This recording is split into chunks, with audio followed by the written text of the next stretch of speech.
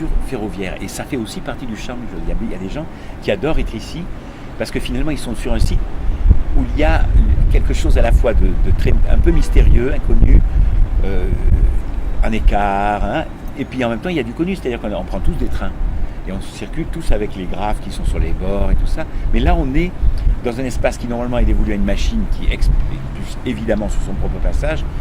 Et donc il y a sans doute une tension de cet ordre-là qui fait que les gens ont une vibration très particulière sur ces sites.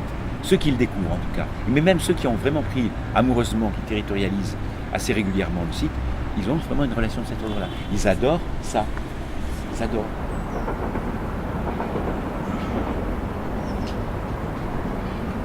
Il y a eu des week-ends plutôt frais et gris et pluvieux, qui fait qu'il y a eu moins de fréquentation. La végétation a pu repousser, mais sinon, en un dimanche après-midi, il n'y avait pratiquement plus de pelouse. Là, on voit une nature un peu sauvage et on se dit, elle est costaud, c'est sauvage. C'est pas vrai. Hyper fragile, hyper fragile. Elle est costaud parce que c'est des grosses masses d'orties maintenant qui ont poussé, qui sont développées sous les robiniers et dans plusieurs endroits. Mais en réalité, cette pelouse, elle est très très fragile. Parce qu'elle est récente. Hein. L'effet prairie s'est fait ces 5 dernières années. Et en réalité, elle n'a pas été plantée pour accueillir des centaines et des centaines de personnes.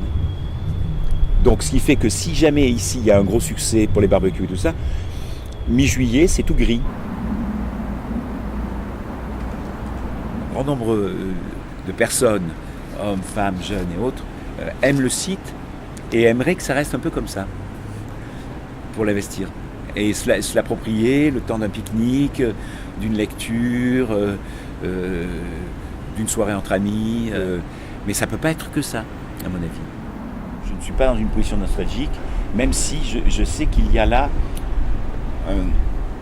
pour l'instant en tout cas, quelque chose à préserver, à protéger, parce que c'est très très fragile et ça peut être très détruisant. Et si ça donnait à nouveau une gare, mais il n'y a aucun problème que des tramways passent. Moi j'ai toujours été ferroviairiste. C'est un rail, c'est fait pour faire passer des trains. Ça doit maintenant se construire. Mais c'est vrai que ce qui s'est construit, c'est un grand désir.